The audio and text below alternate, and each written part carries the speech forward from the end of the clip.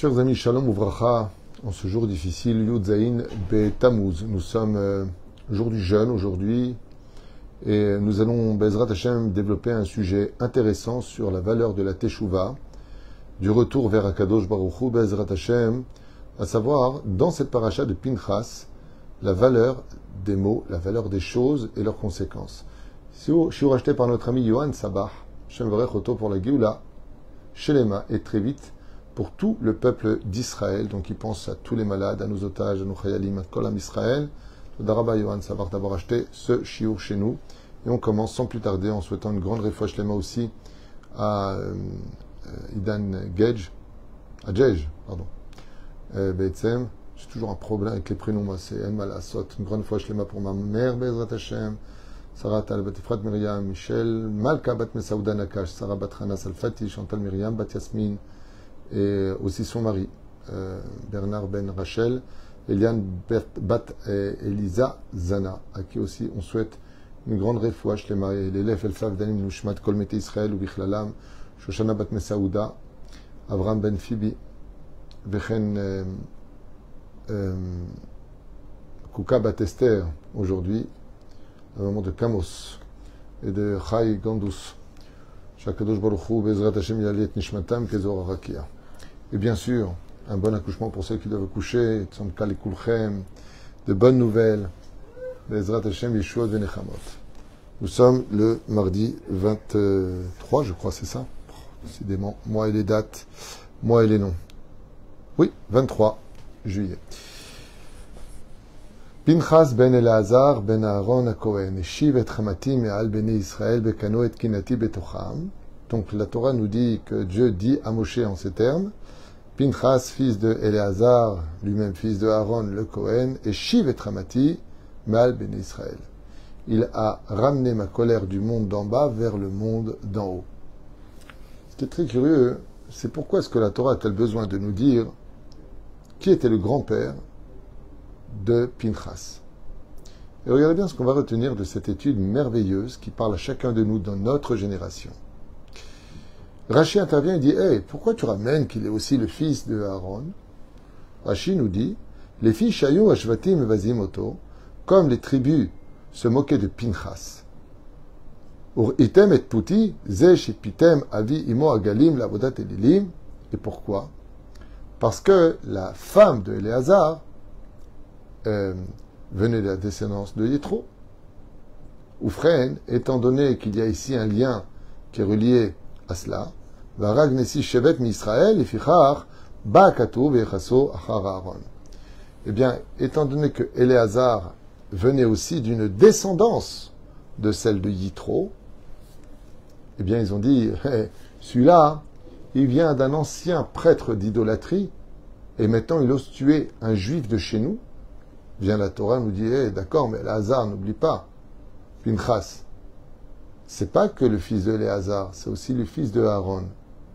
Ça veut dire qu'il vient d'une dignité très élevée, et qu'il est comme son grand-père qui aimait la paix, poursuivait la paix, pour faire taire les moqueurs, en disant, si tu penses que parce qu'il vient d'une personne, en plus qui a fait Teshuvah, comme quoi que la moquerie a toujours été d'actualité, Rashi nous dit, déjà à cette époque, il narguait et il charriait. Tu vois pas qui tu es, tu viens pas de ceci. Toujours des sales bouches qui sont là pour détruire l'identité de chacun de nous. Aïe. Les filles Shayu Ashvatim et Vazimoto. Pour item et puti, ben puti. Ze shepitem avi imo agalim lavodat elilim va'arag nasim Israël misraël fichar ba'ou akatoim sor la Aaron. Et donc on est obligé de le relier à Aaron pour dire qu'il avait les vertus de Aaron. Okay, jusque là, première explication. Deuxième explication, nous dit le Midrash. Et je ne me rappelle plus qui l'enseigne, mais c'est une très belle explication, qui dit Pinchas ben Eleazar ben Aaron HaKohen Eshiv et Ramati. Pourquoi tu dis que Eshiv et Ramati, qui a ramené vers moi la colère qu'il est retiré de sur terre, après le mot à Aaron? Parce que nos sages nous disent, contre toute attente, que l'action de Pinchas a fait la réparation de la faute du veau d'or qu'a fait à Aaron. Et donc on le relie à lui, Ben Eleazar, Ben Aaron HaKohen. Voyons ce que cela va donner. Pinchas raisonne le peuple d'Israël. Il le réveille. ils font tchouva.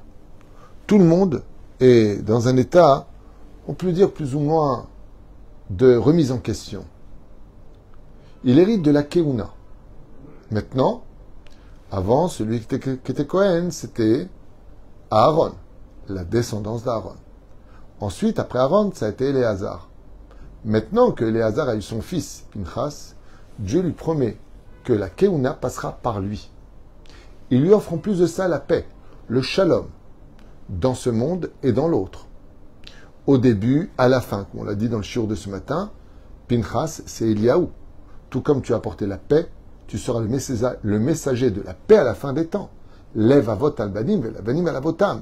Ramènera le cœur des pères aux fils, ceux des fils aux pères. Donc tu feras la paix dans tous les foyers d'Israël. Magnifique. Mais il y a aussi autre chose. Regardez bien le texte de la Torah, il est magnifique. Et après, on commencera le cours dans ce que je veux partager avec vous.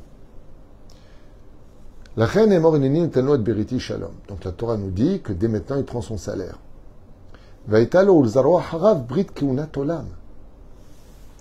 Chers amis, regardez bien ce qu'on vient de lire. Ouvrez bien grand vos oreilles. Pinchas est quelqu'un qui prend la vie entre ses mains. Il prend la lance en l'occurrence, il transperce les deux corps de ces deux impies qui font en public une débauche sexuelle hors du commun, en public, ce qui correspondait aux réseaux sociaux d'aujourd'hui. Et voilà que la Torah nous dit quel est le salaire. Non seulement lui, il prend le mot magique de tous les mots magiques, c'est vivre en paix. C'est pas mieux au monde que de vivre en paix, c'est-à-dire qu'on a la santé, on a de l'argent, on a une super famille, on est bien, on vit en paix. Ouais. Mais en plus de ça, c'est pas ça. Il a réparé ceux qui l'ont précédé. Il a réparé la faute de ses aïeux. Retenez-le. On continue la Torah, et qu'est-ce qu'elle nous dit? La reine est morte. Tu leur diras. Et notre beriti shalom. Attends, lui vit en paix. Et sa descendance. Chazal nous disent de ça. Juif, écoute bien ce que tu vas dire ce Shabbat. Un homme fait tchouva. Un homme prend les choses en main. Un homme se réveille. Un homme est en train de renvoyer la colère de Dieu dans le ciel et laisser le peuple d'Israël se retrouver face à sa conscience. En d'autres termes, il fait faire teshuva au peuple d'Israël. Et alors, Dieu lui donne la paix. Donc, tu t'occupes de mes enfants, Pinchas ne manquera plus de rien. Honneur, parnassa, santé, réussite. Partout où il va, tapis rouge. Bravo, lui dit Akadosh Baruch Hu Pinchas. Cette paracha portera ton nom. Waouh! Tu veux avoir un nom? Fais tchouva. Deuxième chose, hyper intéressante. Si tes grands-parents étaient des impies, s'il n'y avait pas de rabbanim chez toi, s'il n'y avait pas d'hommes pieux chez toi, s'il n'y avait pas d'hommes de bonnes actions, de chefs-d'œuvre qui ont été accomplis, si toi tu fais tchouva, tu sors tous ceux qui t'ont précédé du Gehinam. Si ton père était rachat, ton grand-père n'était pas dans la Torah, ton arrière-grand-père n'était pas dans la Torah, si toi tu fais tchouva, face à une ronce qui t'a précédé et que tu en es les pétales, tu rends l'ensemble une rose, la plus belle des fleurs, comme le dit Hachem dans Shir HaShirim. Shoshana ben Achochim, ken rayati ben abanot. J'ai vu une rose parmi les ronces. En faisant tes tchouva, tu répares tous ceux qui t'ont précédé. S'ils étaient en enfer, tu les emmènes au Gan Eden, par ton mérite. C'est pas fini. Il y a une troisième dimension qui intervient qu'on appelle le Srutavot. La Torah nous dit Ve'aitalo, non seulement lui, il prend un salaire parce qu'il a sauvé le peuple d'Israël, parce qu'il les a ramenés à la raison, parce qu'il les a ramenés à la Teshuvah. Ve'aitalo uzara'o acharav. Vous savez pourquoi? Juste avant de parler de ça, quand un père il décède, tous les rabbanim, vous allez voir, ils vont vous prendre la tête. Faites des mitzvot, dites-les nous nishma, faites. Vous savez pourquoi? Parce que si vous, les enfants, qui êtes les jambes des parents, vous faites teshuva, écoutez bien, et que votre père, par exemple, il ne méritait pas maintenant de rentrer au Gan Eden par rapport à ses fautes. Grâce à votre teshuva, il monte au Gan Eden. Pourquoi? Parce que on a une lumière quand on fait tchouva qui part de notre tête jusqu'au devant le trône divin. Quand on fait tchouva, il y a une lumière sur nous. Et cette lumière, le Guénam ne le supporte pas.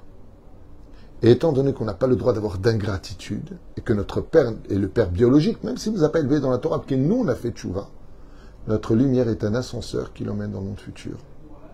Ce qui fait que même si le père ne méritait pas d'être sauvé, Bar Mezakede Aboua, le fils peut sauver son père et l'emmener au Gan Eden. C'est pour cela que le plus beau cadeau qu'on puisse faire à ses parents, surtout quand ils partent de ce monde, c'est de faire le plus de mitzvot possible et de se remettre en question pour faire une sincère teshuva. Si on fait teshuva, alors notre kaddish, nos prières, le font monter d'en bas vers le 7e palier du Gan Eden. Et notre Père nous bénit. Parce que maintenant qu'il est dans le monde de vérité, loin de l'ignorance de sa bêtise humaine et de ses pulsions animales, il réalise que grâce à son fils, celui qu'il avait même dénigré, aujourd'hui il a un nom. Yitzhak ben Avraham. D'ailleurs, c'est souvent important, je le dis, comme moi-même je le fais, Baruch Hashem, dans tous mes livres. Vous voyez, quand j'ouvre les livres, il y a marqué David ben Eliyahu Twitou. Dans tous mes livres, quand j'écris mon nom, je ne marque pas David Twitou simplement, je marque David ben Eliyahu Twitou. Parce que si moi je plais un jour à Dieu, je sais que mon père est un homme bien, mais si je plais à Dieu, alors automatiquement, mon père pourra monter sur l'échelle de son fils pour monter encore plus haut. Ce qui fait que chaque fois que quelqu'un fait teshuva, au lieu de pleurer nos grands-parents et nos parents, parce qu'il nous manque, ce qui est tout à fait un instinct naturel, il y a mieux à faire. Qu'est-ce que je peux faire maintenant pour que toi tu ailles bien, pour te donner le bonheur que tu m'as donné, la vie que tu m'as apportée? Ça, c'est marqué dans cette paracha. Pinchas a réparé la faute de son grand-père Aaron, la faute du veau d'or. Rabotai tavinu kama chazak koach hateshuva. La force de la teshuva, elle est exceptionnelle. Elle te répare. Toi, elle répare avant toi, mais elle répare après toi. Comment? C'est simple.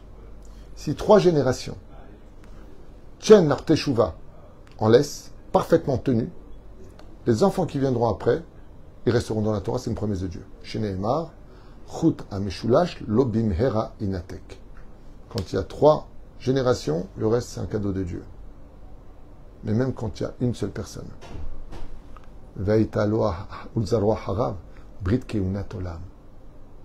Toi et ta descendance, vous serez tous maintenant les nouveaux pères de Kohanim. Tachat asher kinei leloa vechaper al bnei Israël, car tu as fait la réparation des enfants d'Israël. Combien est grand le salaire de celui qui fait teshuva et fait faire teshuva aux autres? Vous savez pourquoi? Parce qu'il a un tel mérite qu'il y a marqué quelque chose de terrible. Keunat Olam. Si on parle que de Pinchas, alors on comprend que la Keuna, maintenant, le fait d'être Kohen, ne passera que par lui. C'est-à-dire sa descendance à lui. Très bien. Donc pas celle d'Itamar, son frère, enfin son oncle. C'est lui qui prend le sceptre de la Keuna. Mais vous savez ce que ça veut dire aussi? Ça veut dire que tout simplement, parce que tu as fait tchouva, même si tes petits-enfants, et arrière-petits-enfants, et arrière-arrière-petits-enfants, ils quittent le chemin de la Torah, ils pourront toujours venir prendre de ton mérite à toi, dans le ciel, les anges de la Teshuvah, pour dire, il avait du mérite, donc par ce mérite, il faut qu'il fasse Teshuvah, qu'il va adoucir le cœur d'une génération qui est difficile. Ça s'appelle le mérite des pères. Srout Avot. Parce qu'on aurait un grand-père qui aurait fait Teshuvah. En Tunisie, au Maroc, en Algérie, s'est renforcé, il a commencé à prier, il a commencé à s'arranger, il a commencé à être un vrai juif selon la halakha, pas parce qu'il est né simplement de sa mère, mais parce qu'il va se comporter comme un juif. Eh bien, non seulement il a réparé tous ceux qui l'ont précédé, non seulement il a un salaire incommensurable pour lui, mais en plus de ça, il apporte une protection pour sa descendance. Et ça, c'est des choses qu'on n'arrive pas à comprendre. Combien de fois j'ai entendu, vous savez, Rav Tutu, moi j'ai fait tchouva, qu'est-ce que ça m'a apporté? Ben, tu ferais mieux de te taire, parce que si tu savais Ce que ton acte est en train de faire, tu es en train d'emmener tous ceux qui t'ont précédé, qui n'avaient pas de monde futur, grâce à toi aujourd'hui, tu les amènes dans la lumière. Tu ne le vois pas, mais tu le fais. Parce qu'aujourd'hui, si leur vie à eux ne valait pas le coup, parce qu'ils n'en ont rien fait de ces bonheurs de chaque jour qui passait à faire briller le nom de Dieu, et qu'ils ne l'ont pas fait, maintenant ils repassent en jugement devant Dieu, parce qu'ils disent, c'est vrai que nous, on n'a pas fait ce qu'il fallait, peut-être. Mais celui qui est sorti de nos entrailles, là, maintenant, notre arrière-petit-fils, voilà lui, il fait ce que toi tu veux. Donc on a servi à quelque chose. Dans les maillons de la chaîne, de ce qu'on appelle l'arbre généalogique, maintenant on a un diamant qui vient de briller. Et quand le diamant il brille, il ne brille pas que pour lui, mais pour tout celui qui le porte.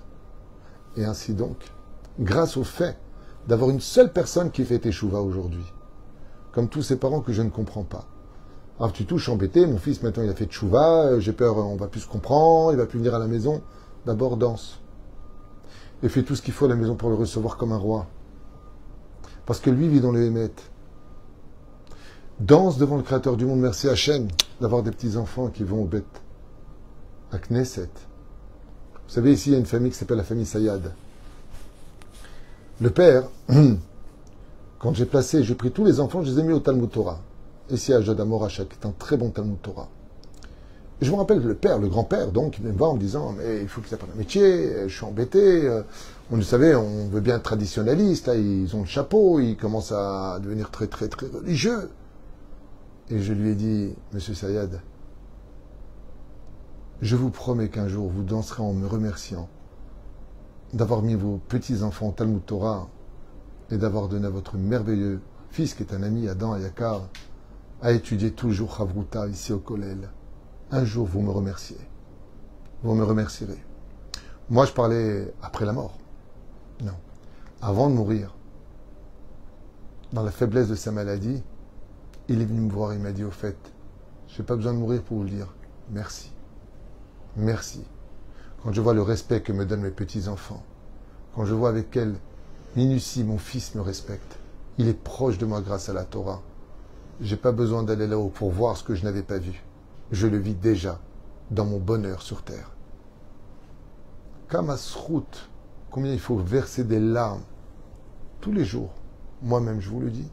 Tous les jours dans ma Hamida, je demande à Dieu de renforcer la Emouna de mes propres enfants et de ma descendance. C'est pas un dû. Il faut un mérite exceptionnel pour avoir une descendance dans la Torah. Il faut prier sans relâche. Se sacrifier, donner de la tzedaka, faire Messirut Nefesh, donner tout ce que l'on peut pour avoir des enfants dans la Torah. On a beau penser ce que l'on veut, on a beau dire ce que l'on veut dire, on a beau placer sa Emouna au degré où on voudra la mettre. Mais on aura tous rendez-vous un jour avec la mort. Et c'est à ce moment-là que toute votre teshuva, vous qui avez la pudeur du kissouille et de l'habit tsanoua, vous, filles d'Israël, qui ne mettez pas vos visages sur les réseaux sociaux, votre salaire n'a pas de limite. Et votre lumière brillera pour l'éternité. Parce que vous êtes des notes Israël qui, non seulement éclairés par la pudeur en vous cachant, vous dévoilez la lumière de Dieu. Et vous réveillez toutes les tombes qui étaient mortes, qui vous ont précédé parce qu'elles n'étaient pas dans la Torah ou l'ignorance de la vérité. Vous les réveillez en leur disant, au fait, tu peux te réveiller sans crainte maintenant. Ton existence et ta vie prend enfin goût. C'est exactement ce que nous apprennent ces versets-là. Ce que j'ai étudié hier soir, et je me suis dit, je voudrais partager cette petite étude qui ne paraît pas si, waouh, on dirait qu'est-ce qu'on a appris de spécial. Non. On apprend quelque chose de génial. C'est que vous savez que le Hémet, c'est 3 lettres. Aleph, Taf et Mem, la lettre du centre. Quand on fait tchouva, on ressemble à la lettre du centre. Mais ma taille. C'est-à-dire qu'on se remet en question. Nous sommes le centre de notre propre vie. Mais quand on étudie la vérité, alors on repart en arrière, première lettre, et on atteint la dernière lettre, le Taf. Alors on est dans le Hémet. La Teshuvah, c'est dévoiler la vérité qui n'est pas capable d'exister que pour moi, mais qui va réveiller tous ceux qui m'ont précédé et prévenir tous ceux qui arriveront après moi. C'est tout ce que je voulais partager. Dans quelques mots de cette paracha qui nous parle de ces trois éléments. La reine est mort. Ainsi tu diras, est mort veut dire pour toutes les générations. Hineni notenlo, voici que je lui donne, et beriti shalom. Toi, Pinchas, qui as été capable, par amour pour moi, de réagir pour que la teshuva se fasse enfin entendre au sein du peuple d'Israël, tu auras le shalom. Alav shalom. Sur lui la paix. Ve'aitalol zar'oa harav. Lui et toute sa descendance, adolam. Jusqu'à la fin des temps, vous aurez le mérite de votre aïeux qui a fait teshuva et qui a fait faire teshuva. Et à ce qui paraît, Aaron aussi, on a réparé sa faute? Oui, c'est marqué dans le texte. Ben Elazar ben Aaron Cohen, Heshiv et Ramati. Il a ramené ma colère. Chazal dit pourquoi c'est relié à Aaron? Pour dire simplement que non seulement Pinchas est un homme de paix, et qu'il a aussi réparé Aaron, qui avait malgré tout fauté les Shem Shemaim pour le Hegel, pour la fameuse faute du veau d'or. En ayant fait ce qu'il a fait, il a en même temps réparé tous ceux qui l'ont précédé. Ne pense jamais que ta teshuva ne concerne que toi. Ne crois pas une seconde que ta teshuva ne donne pas ses fruits. Chaque geste, chaque pensée, chaque lecture, chaque bonne action a des répercussions, pas simplement pour toi dans le ciel, mais pour tous ceux qui t'ont précédé, qui te crient du ciel encore. N'abandonne pas, tiens bon, parce que grâce à toi, on a enfin la lumière là où on est. Voilà, à retenir.